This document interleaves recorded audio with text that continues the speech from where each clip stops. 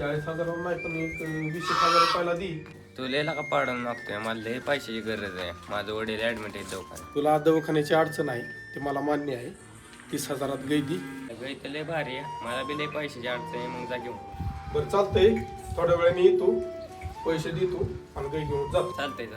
दादा एक गै आहे 30,000 रुपयात देत या. होय घ्यायची का? हा घेऊ की. मग 30,000 रुपये घेऊन ये हरिभाऊच्या गोट्यावर.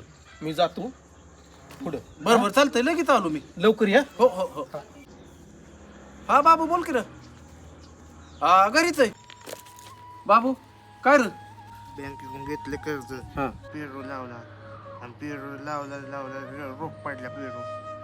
हा मग तर पेरूला फवारणी करायला पैसे लागतात, पैसेच नाहीत माझ्याकडे. त्यामुळे वडील बी गेल्यात खचून, तर माझं बी काय खरं नाही. अरे असलं डोक्यात आणत जाऊ नको का बाबू. पैशाची गरज आहे, कोण जागवणार? हो बाबू, असला अजिबात मारायचं नाही, ह्याच्या डोक्यात आणायचं नाही. किती तुला पैसे लागतात? 20,000 लागतात. तुला 20,000 लागतात का नाही? मी तुला पैसे देतो, पण हे असल्या डोक्यात आणायचं नसतं, मारायचं ह्याचं. शेतकरीच शेतकऱ्याच्या कामी येतो बाबू. हो 25,000 रुपये पाठवल्यात. औषधाची फवारणी ही मस्तपैकी पेरू कर आणि वडिलांना म्हणावं काय टेन्शन घेऊ नका बरं का.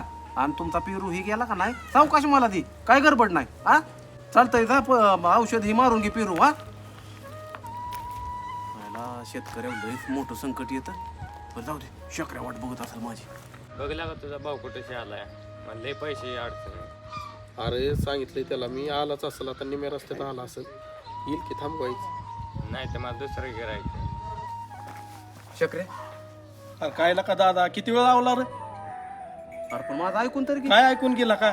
चांगली गाय होती, 50-60 हजार रुपयाची गाय 10-20 रुपयात भेटत होती, तर इतका वेळ लावलाय तो. अरे पण काय झालं ती तरी ऐकून घे. काय ऐकून घे रे?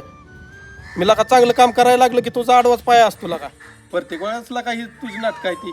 बघ तुझं मी चाललो निघून.